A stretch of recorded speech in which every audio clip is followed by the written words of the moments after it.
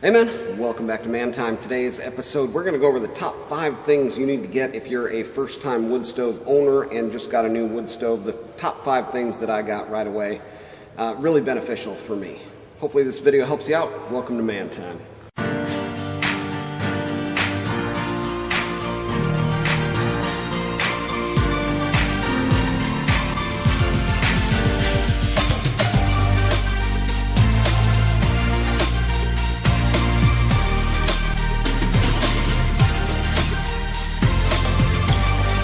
Well, the number one, first and foremost, most important thing you're going to need for a wood stove is wood.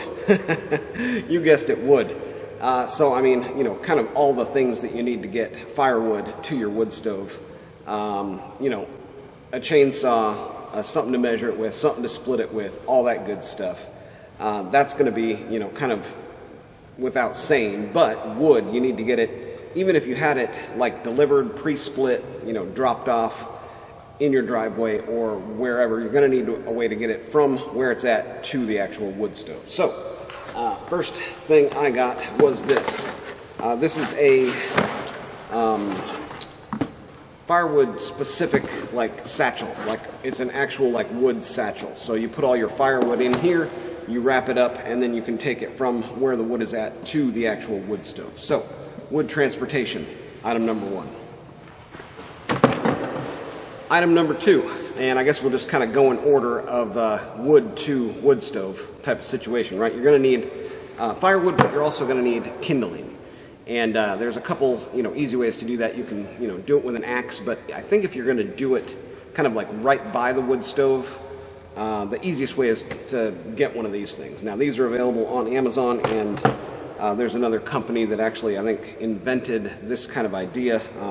Now there's several other aftermarket brands out there. So one thing with them though, especially on Amazon, you need to look at the dimensions. The dimension that's going to change is the ring size, right? So you need a nice, I think it's a 8-inch diameter one that I got here, which is the bigger one. I don't think you're going to want one of those smaller ones, so just make sure when you're ordering one, make sure that you get the dimensions you want. And that kind of goes for all of this stuff here. There is one thing that I don't have on the table here, and that is going to be some sort of firewood rack to put the firewood in once you get it in the house. Leaving it in that satchel is probably not a good idea, but if you have a little rack, again, check the dimensions on that one. I did end up ordering one, but it's not included in here, just an honorable mention in the top 5. But kindling splitter, kindling cracker, and a hammer, number 2. Number 3 is going to be a way to light said wood. So once you get that in there, there's a couple different ways to put your wood in there. A lot of the old school ways to do it is like newspaper, then kindling, then bigger logs, kind of like a campfire would be. The way that I'm trying out is big logs on the bottom, medium-sized logs crisscrossed up, and then wood and then kindling on top of that. So I've got a little fire on top that kind of spreads down through it. Seems to be working out pretty good, and with something like this that's force-fed fire, getting right in there to the paper and to the kindling, getting that fire really hot started on top.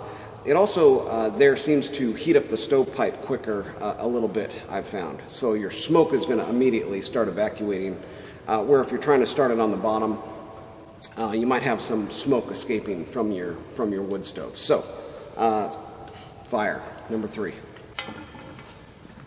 All right, number 4, this one here, a way to maintain the fire, right? So we've got our firewood in there, we've got our kindling split up, it's stacked in the wood stove, it's lit on fire. Now, we're going to need a way to maintain it. I got this really nice set, it's all metal, looks like some cast pieces, like the handles are cast, you've got actual metal cast pieces here. Cast is not going to melt.